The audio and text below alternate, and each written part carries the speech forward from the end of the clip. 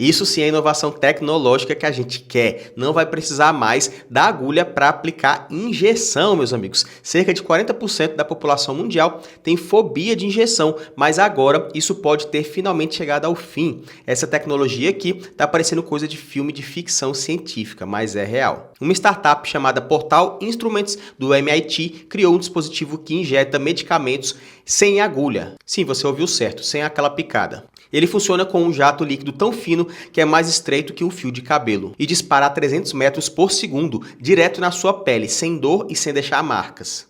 É tão preciso que dá para controlar até a profundidade da aplicação em tempo real. Imagina vacinas, insulina, anestesia, tudo sem picada. E tem mais, essa tecnologia também pode ser usada para tatuagens sem agulha, é sério.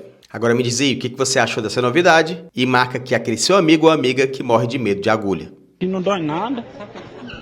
Espera só um minuto.